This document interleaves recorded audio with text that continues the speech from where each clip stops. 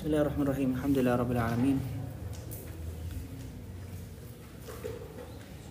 Alhamdulillah damil afdali azim nawal wassalatu wassalamu ala sayyidina maulana Muhammad maula Bilal al-Badr al-Mutalal sallallahu alaihi wa ala alihi wa khair sahbihi wa ala ma ba'd.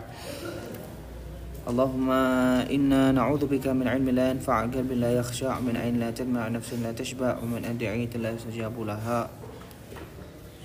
برحمتك يا أرحم الراحمين اللهم يا فتاه يا عليم يا فتاه يا عليم يا فتاه عليم افتح علينا فتى قريبا آمين يا رب العالمين. الفاتحة إلى روحي المؤلف شيخنا مربي روحنا وشرع عبد الله بن ونعدون وصلى تخريناتنا في نيتهم وعملنا في أعمالهم وقاسنا في مقاصرهم على ما نواه ونوينا وعلى ما عزموا وعزمنا وعلى ما قصدوا قصدنا وإلى حضرة النبي سيدنا محمد صلى الله عليه وسلم. الفاتحة.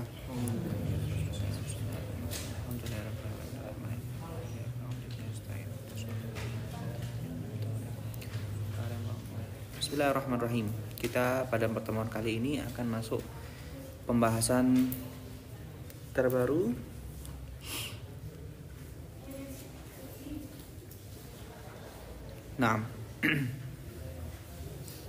tentang menjaga seluruh anggota badan dari maksiat, halaman 49.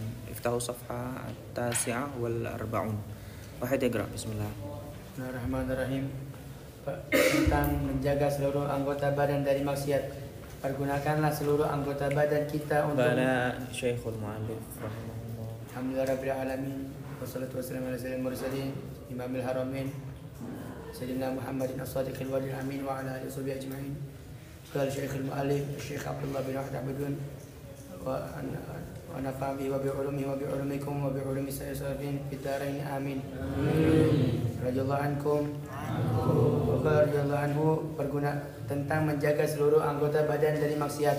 Pergunakanlah seluruh anggota badan kita untuk melakukan hal-hal yang termasuk taat, ibadah, dan jangan pergunakan untuk melakukan maksiat. Yang dimaksud terutama dengan anggota badan di sini adalah mata, telinga, lidah, perut, kemaluan, tangan, dan kaki. Adapun hati adalah kepala dari anggota-anggota tersebut. Nah, yakfi. Mohon diperhatikan ini teksnya bahasa Indonesia, jadi ketika dibaca diusahakan langsung paham, nggak perlu ada penerjemahan ulang ya, jadi jangan ngomong sendiri. Coba diperhatikan ini kalamnya Syekh Abdullah Abdun, gurunya kita semua. Tamam. Di sini beliau membahas tentang pentingnya menjaga seluruh anggota badan dari maksiat, yang mana hal tersebut merupakan hasil daripada puasa. Sejatinya puasa itu adalah menjaga seseorang daripada kemaksiatan. Kalau kita lihat dari firman Allah Subhanahu wa taala dalam surat Al-Baqarah ayat 183, Allah Subhanahu wa taala berfirman, A'udzubillahi minasyaitonir rajim. Ya ayyuhalladzina amanu kutiba 'alaikumus shiyam kama kutiba 'alal ladzina min qablikum la'allakum tattaqun. Ulama di sini berbeda pendapat terkait makna tattaqun. Dalam tafsir Jalalain disebutkan tattaqun ai 'anil ma'asi. Tattaqun maknanya adalah terjaga dari kemaksiatan.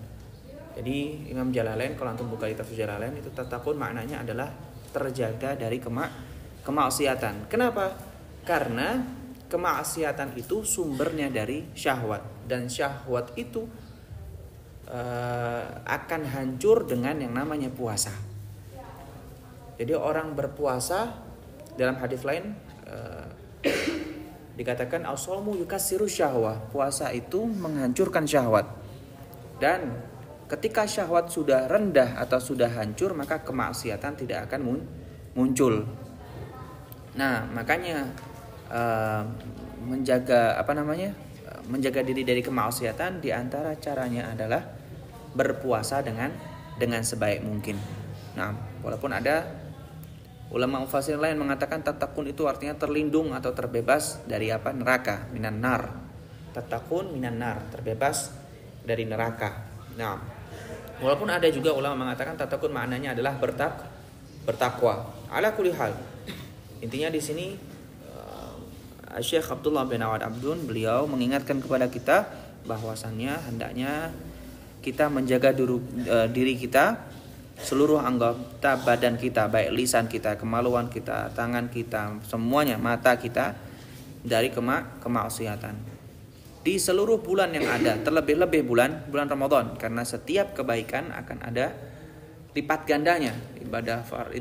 amal baik, amal khair, maka dianggap sebagai ibadah wajib, dan ibadah wajib akan Allah lipat gandakan 7 kali lipat atau lebih. Begitu juga kemaksiatan, sebaliknya Allah akan melipat gandakan sebuah dosa. Nah, dari seluruh anggota tubuh yang disuruh jaga dari kemaksiatan di sini, yang lebih urgen sifatnya adalah mata. Karena seluruh syahwat atau kemaksiatan itu munculnya dari pandangan. Orang kalau tidak pernah melihat sama sekali, maka dia tidak tahu mana yang itu sebenarnya baik, mana yang sebenarnya buruk. Contoh, kayak misalnya orang buta tidak bisa melihat sama sekali, nggak tahu yang mana namanya khomer, bentuknya khomer itu yang mana nggak tahu. Dan air putih pun juga nggak tahu yang mana bentuknya, karena nggak pernah melihat.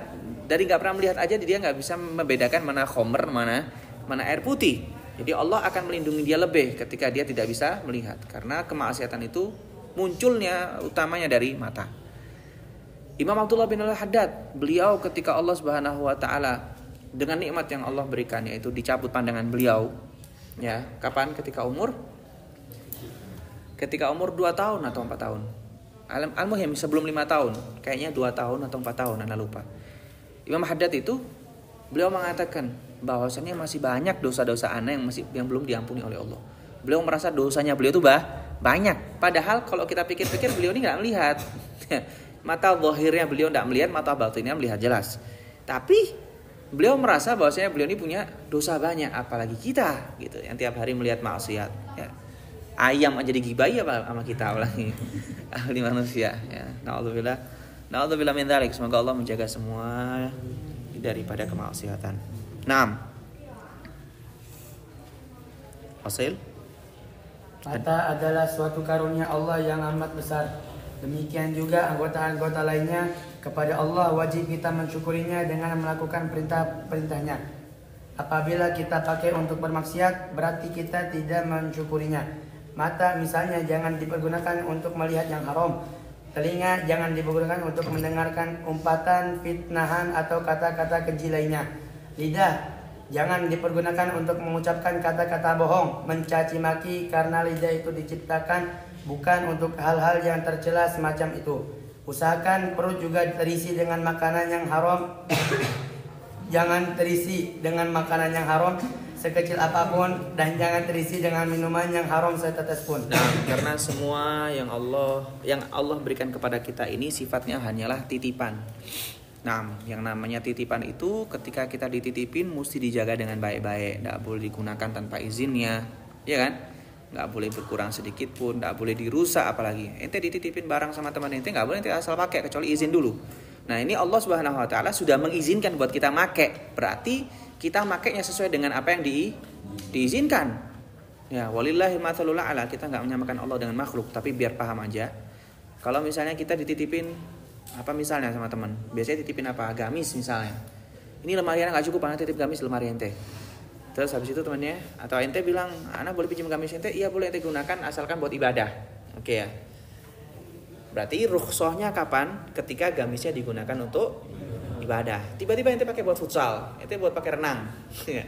Pakai futsal, pakai renang, pakai volley, pakai badminton. Akhirnya robek. Sohib ente ketika melihat ente pakai renang, pakai futsal, pakai volley, apakah dia ridho gamisnya dipakai buat itu? Ini gamis mahal ini. Enggak. Kalau ibadahnya ridho, tapi kalau buat main-main gitu anak nggak mau, karena bisa rusak itu barang anak, dan berhak kapanpun anak mengambil barang anak daripada ente.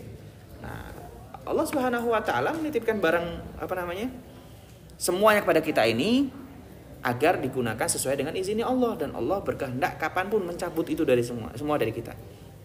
Imam Abdullah bin Al-Haddad beliau nggak sakit, tapi Allah tiba-tiba cabut pandangan beliau berupa nikmat, yang mana itu adalah nikmat. Sekarang kita mungkin dengan bangga nggak punya sakit mata, tiba-tiba Allah bakal memberikan itu sakit mata dengan sakit jab pun juga mudah gitu. Ada orang nggak bisa melihat terus diruqyah tiba-tiba bisa melihat, itu semua atas izin Allah. Allah yang memiliki segala sesuatu dan Allah yang maha berkehendak. Naam, jadi semuanya titipan, karena titipan dijaga baik-baik. Jangan mentang-mentang ada di dirinya lantas menganggap itu semua miliknya. Ya, nggak bisa. Tamam. Lanjut. Kemaluan Anda juga harus dijaga dari hal-hal yang dilarang oleh agama. Tangan dan kaki demikian juga, jangan memegang, jangan melangkah kecuali untuk melakukan yang diridhai oleh Allah dan Rasul-Nya. Nah, mafhum ya. Ini seluruh anggota tubuh dijaga dari kemaksiatan. Li'anna dhahir unwanul batin. Yang zahir itu adalah tanda dari apa yang ada di batin. Kalau misalnya kita berhasil menahan yang di zahir, insya Allah hatinya juga bakal ngikut. Dan begitu pula sebaliknya. Jadi menjaga maksiat zahir dan menjaga maksiat batin juga, berusaha gimana caranya nggak menggunjing, nggak mencaci walaupun dalam hati. Hatta ghibah pun juga bisa digunakan dalam hati, dan itu level ghibah terendah. Na'udzubillah min dzalik. Nah, sampai halaman berapa ya hari ini? Taib fasil. Tentang dosa besar yang sangat keji. Semua dosa besar itu imbalannya adalah masuk neraka. Berapa lama di sana adalah wewenangnya Allah saja yang menentukannya. Namun di antara dosa-dosa besar itu selain ganjarannya seperti yang disebutkan di atas atau dilipat gandakan kekejiannya lebih dari yang lain, yaitu yang berhubungan dengan maksiat kemaluan seperti perzinaan, homoseks dan onani. Dan banyak daripada umat-umat Nabi terdahulu yang siksaannya paling kejam, azabnya Allah yang paling berat itu adalah orang-orang pelaku kejahatan maksiat yang berkaitan dengan kemaluan. Nas'alullah al-afwa wal afiyah. Nah, itu bahkan jangan sampai hal tersebut menjadi hal yang lumrah, hal yang wajar. Itu tidak wajar sama sekali. Karena kaum Lut menganggap hal itu adalah hal yang wajar, dan di lingkungannya menjadi hal yang wajar. Maka Allah Subhanahu wa taala menyiksa mereka dengan siksaan yang begitu perih. Jadi jangan merasa aman dengan mewajarkan hal-hal yang tidak wajar gitu. Ana sudah biasa kok telat sholat duhur di rumah, nggak ada yang nyuruh ana sholat kayak di pondok. Ngapain ente bukan bapak ibu ana nyuruh ana tepat waktu. Nah, ini urusannya bukan masalah ente dengan bapak ibu ente, tapi urusan ente dengan Allah Subhanahu wa taala. Jangan mewajarkan hal yang tidak wajar. Biasa terlambat ya, kalau gitu usahakan tidak terlambat sholatnya. Biasa meninggalkan sholat, bolong-bolong sholat, usahakan tidak terlambat sholatnya. Mungkin kalau di rumah antar Ramadan agak kendor, mungkin orang tuanya, abahnya syughul, uminya syughul juga, terus di rumah akhirnya sendirian. Habis itu karena nggak ada yang ngingetin sholat, akhirnya ngelos, ngegame atau tidur aja terus sampai dekat-dekat asar. Orang tuanya datang baru kelihatan seger habis sholat. Ya, jangan merasa tidak ada yang mengawasi. Khususnya maksiat yang berkaitan dengan kemaluan. Tamam. Mengenai perzinaan. Fadhal. Mengenai perzinahan, Allah Subhanahu wa taala berfirman, "A'udzubillahi minasyaitonir rajim, wa may yaf'al dzalika yalqa athama, yudha'af lahu al'adzabu yaumal qiyamati wa yakhlud fihi muhana, illa ma taba wa amana wa 'amila 'amalan shalihan." Al-Furqan. Artinya, dan siapa melakukan hal itu, yaitu syirik, membunuh dan pelacuran, pasti yang mendapatkan hukuman dilipat gandakan baginya azab pada hari kiamat. Ia kekal lama sekali di dalam azab itu dalam keadaan hina, kecuali orang yang bertaubat lagi beriman dan melakukan amal soleh. Quran surah Al-Furqan ayat 68 sampai 69. Baik. Nah, ini khususnya kenapa Ustaz Abdullah Abdun beliau meletakkan hal ini dalam kitab beliau, nasihat utama untuk para santri. Jadi yang diajak sini mukhatabnya, yang diajak ngobrol itu adalah santri. Karena apa? Karena santri itu ketika melanggar sebuah syariat sedangkan dia tahu hukumnya, maka hukumannya dari Allah akan lebih besar daripada orang awam. Orang awam bisa jadi nggak tahu apa-apa, dia hanya ngikutin tren aja, walaupun dia berdosa, ya tetap dosa. Tapi beda hal dengan kita yang sudah tahu hukumnya, sudah belajar, sudah ditegur, sudah ada peraturan, tetapi masih melanggar, maka hukumannya pun akan lebih diberikan oleh Allah Subhanahu wa taala. Jangan kira sama dosanya kita dengan orang-orang awam, dan jangan kira sama pahalanya kita sama dengan orang-orang awam. Ibadah dengan ilmu lebih baik daripada ibadah tanpa ilmu. Begitu juga dosa dengan ilmu lebih bahaya, lebih menakutkan daripada dosa tanpa ilmu. Ada orang dari kecil lahir di LA, di Amerika. Lantas dia lingkungannya adalah orang Nasoro semua. Tapi dia ini orang Islam karena orang tuanya Islam. Tapi bapak ibunya ini nggak bisa mengajarkan agama dengan baik ke anaknya karena sibuk cari cuan, cari duit. Tamam. Lalu anaknya ini akhirnya sholatnya malas-malasan. Dia berdosa, sholatnya malas-malasan. Iya, dia berdosa. Dia sudah balik misal. Dia tetap berdosa.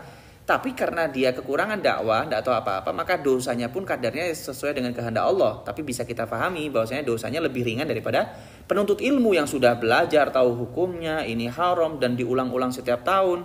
Ada peraturannya, ada yang mengingatkan dan seterusnya. Maka dosanya penuntut ilmu lebih besar daripada orang yang awam. Naam.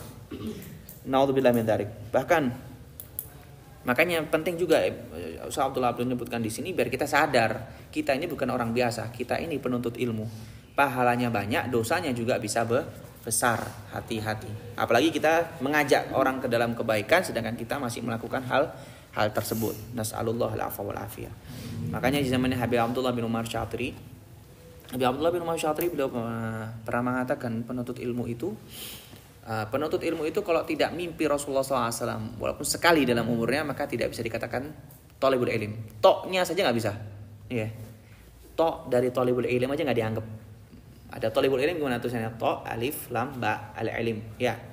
Toknya saja nggak ente kalau ente belum bisa mimpi Rasulullah SAW. Itu standar zaman dulu.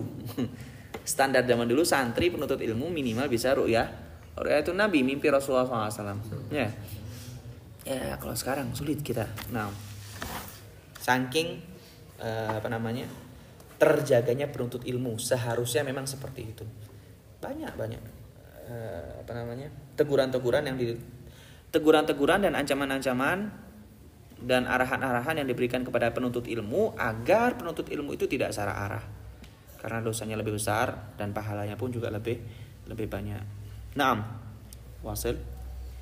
Dan bersabda Rasulullah sallallahu alaihi wasallam, la yazni zani hina yazni wa huwa mu'min. Tidak berbuat pelacuran seseorang pelacur sedang ia dalam keadaan beriman. Maksudnya orang yang sedang melakukan pelacuran itu ia terpisah atau lepas dari iman. Dan lagi bersabda Rasulullah sallallahu alaihi wasallam, la yazni zani hina yazni wa huwa mu'min. Dalam riwayat lain ada la yazni la yasriqu sariq hina yasriq wa huwa mu'min. Orang ketika dia mencuri atau orang ketika dia berzina, pas dia melakukan zina itu berarti dia sedang tidak dalam keadaan iman. Yang namanya iman itu yakin ada Allah, yakin ada Rasulullah, yakin itulah arkan rukun iman, ya kan? Tapi kalau dia sedang bermaksiat, sedang berzina, sedang melanggar, berarti dia sedang tidak iman. Ada nggak orang berzina sambil ingat Allah? Nggak ada. Itu ada orang mencuri. Saya niat mencuri karena Allah Taala. Nggak ada orang mencuri sambil sambil ingat Allah.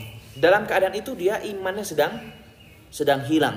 Nah, sedang berkurang bahkan hilang. Nasallallahu alaihi wasallam. Setiap mukmin muslim, tapi tidak setiap muslim mukmin. Nah, makanya banyak ayat-ayat Allah khitabnya kepada orang mukmin.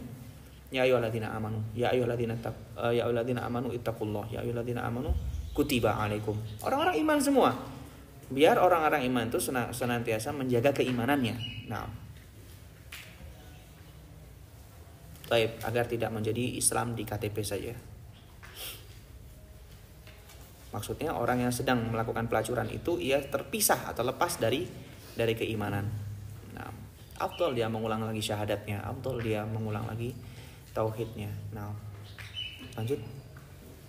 Dan lagi bersabda Rasulullah sallallahu alaihi wasallam, "Innaz zunata ya'tuna tashta'ilu furujuhum nara." Allah. Sungguh para pelacur itu datang pada hari kiamat nanti sedang kemaluan mereka menyala sebagai menyalanya api. Nasallallahu alaihi wasallam. Menakutkan sekali. Nah, menakutkan sekali. Kompor kita nyalakan dan tangan kita taruh di api saja sudah tidak kuat. Apalagi dibakar sama Allah, dibakar.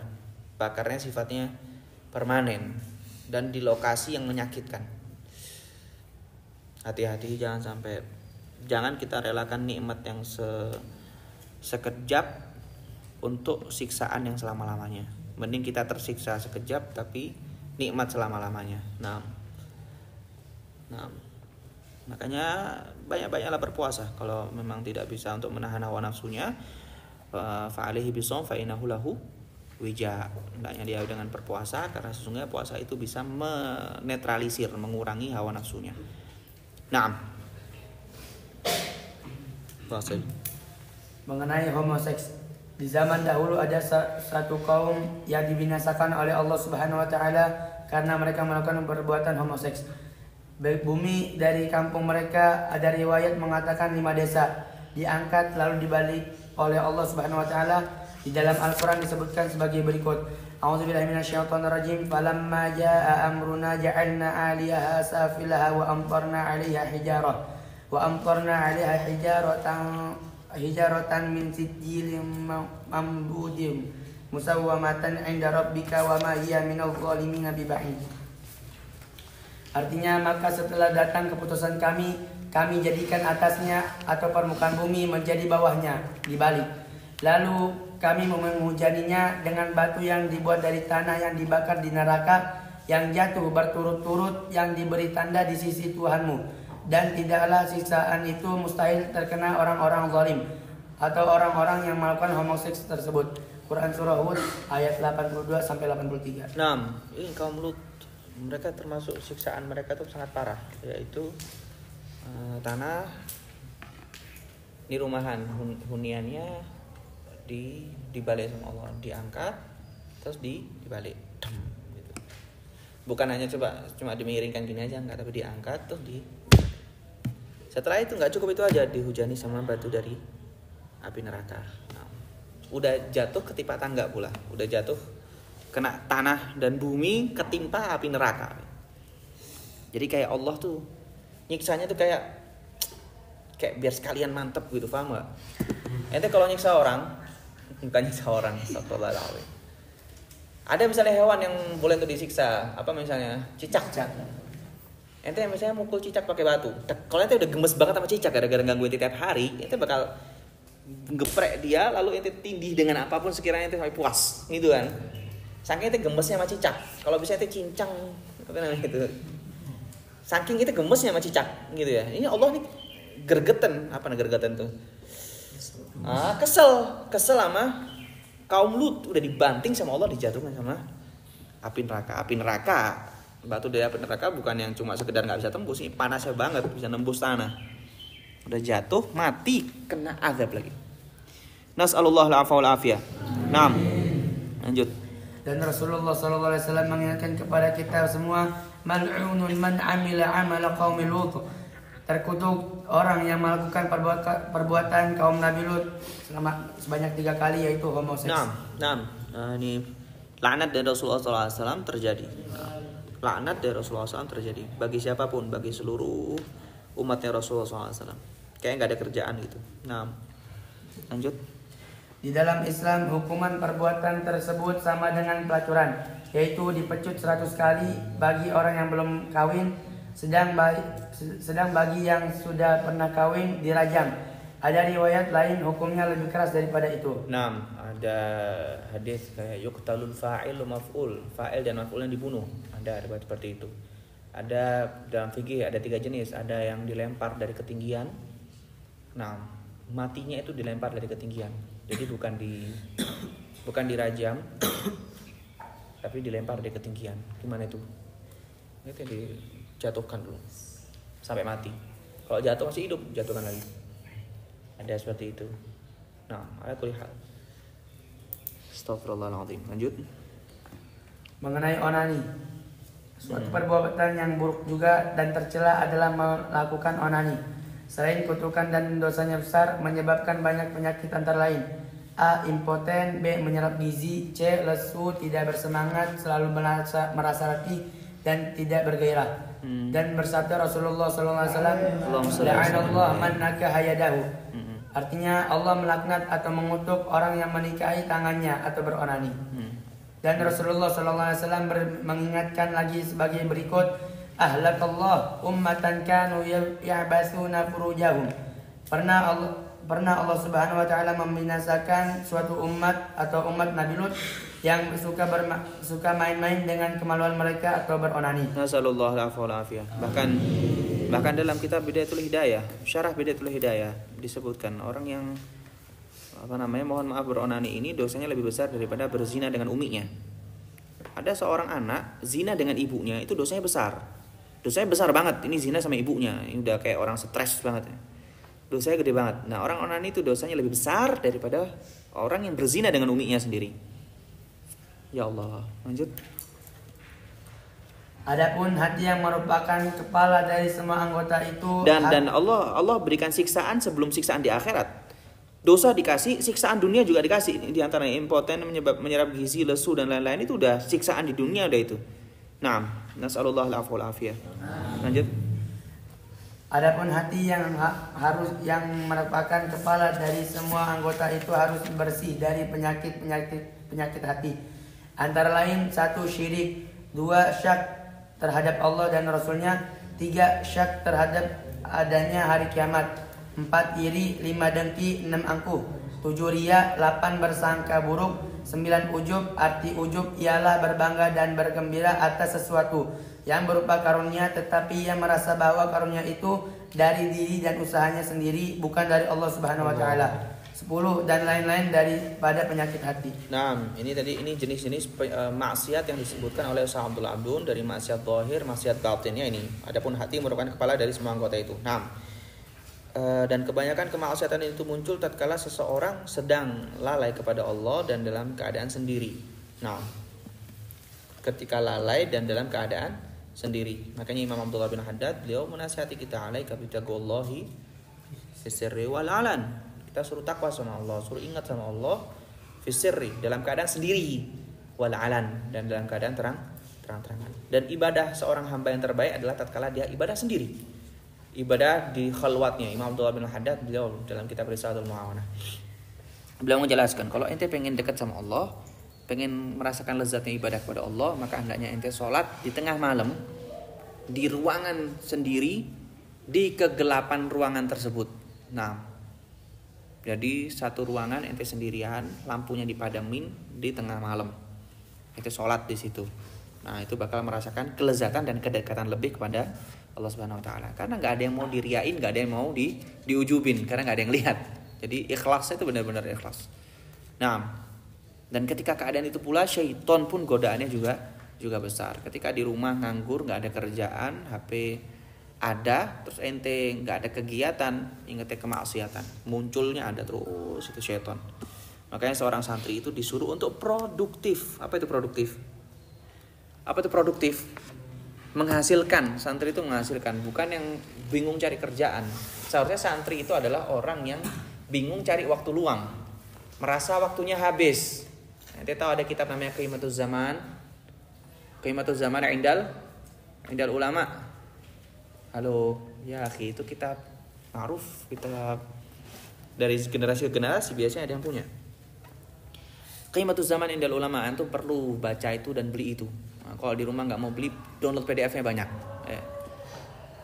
Qiyamatuz Zaman indal ulama itu banyak kisah-kisah menjelaskan bagaimana perhatiannya ulama terhadap waktu.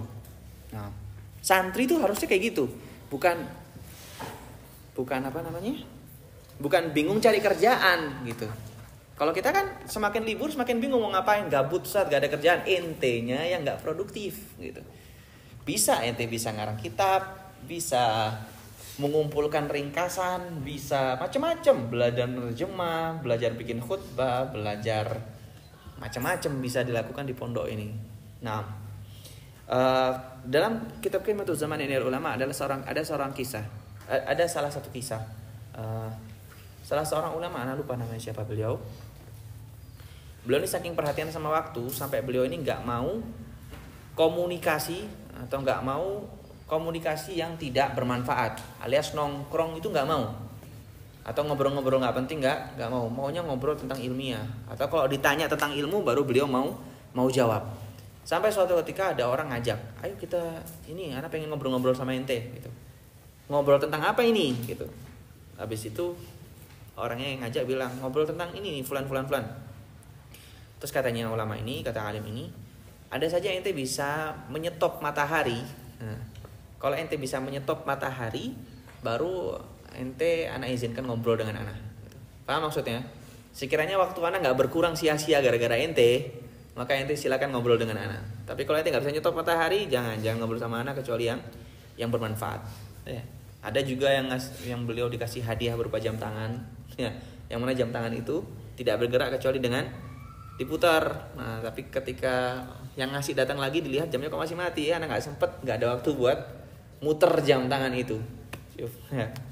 Itu santri. Nah, antum bisa juga bahsul masail, misalnya kumpul bareng-bareng dengan teman-teman, problematika yang ada di zaman sekarang ini apa sih gitu. Masalah-masalah apa sih yang ada di zaman sekarang, coba kita cari sama-sama di kitab fikih apa, bikin bahsul masail sendiri. Toh antum juga tahu info-info yang ada di luar.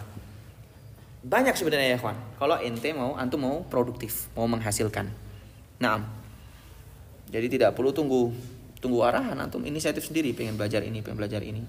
Selagi di ma'had. Kalau di rumah sulit, setonnya lebih banyak, lebih besar. Kena manjanya, kena fasilitasnya. Sulit kalau di rumah. Kalau di pondok bisa. Nah,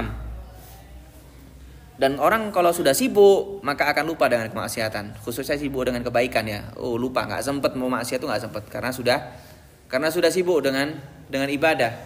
Capeknya pun langsung tidur. Nggak bakal kepikiran maksiat. Yang biasa kepikiran maksiat itu adalah yang nganggur. Yang nganggur gak ada kerjaan dan gak ibadah. Oh, itu maksiatnya banyak. Naam. Nas'alullah al-afwa wal afiyah. Semoga Allah Subhanahu wa taala lindungi kita semua. Tamam. Sampai jam berapa ini? 11. Setengah 12. Tafadhol, ada yang mau tanyakan?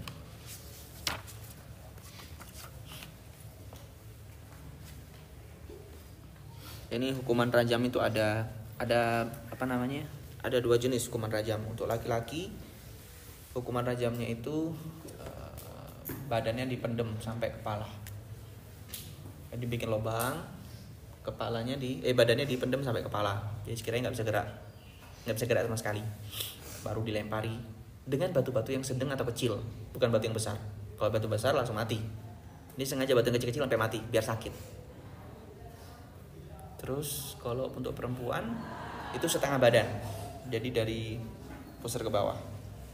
Tapi bagian atasnya diikat. Gitu. Jadi enggak dipendam sampai kepala. Jadi masih bisa gerak-gerak untuk perempuan. Tapi sama juga dilempari sampai mati. Itu rajam.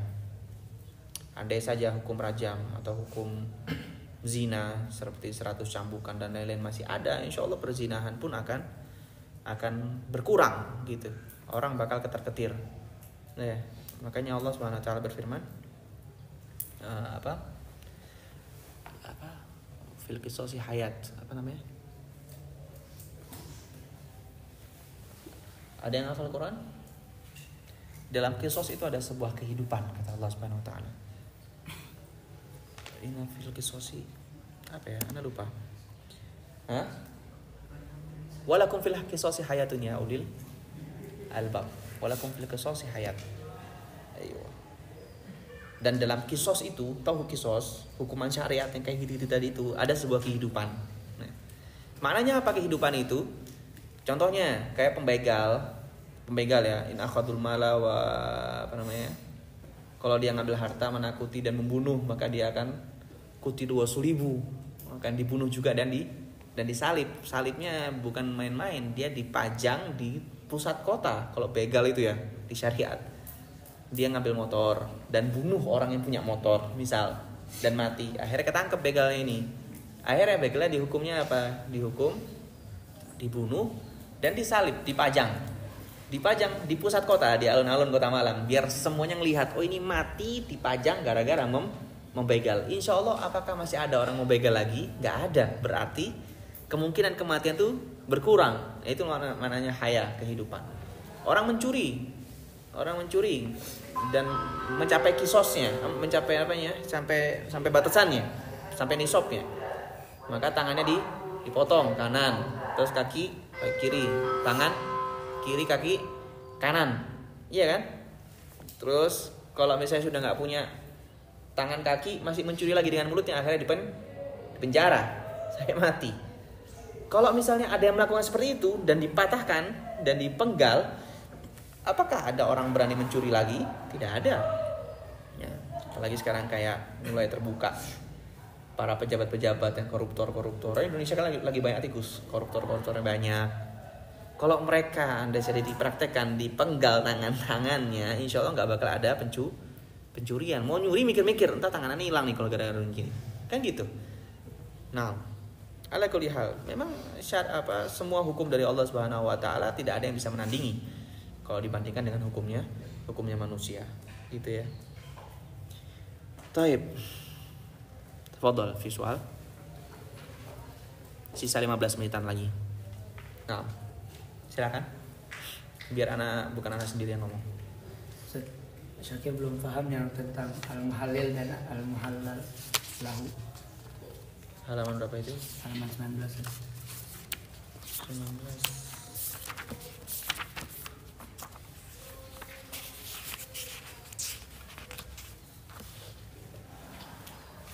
Nah, itu. Halaman 19. Halaman 19 nomor 35. Oke. Jadi ada 2 orang. Ada spidol nggak? Nggak punya spidol ya? Hah? Ada spidol?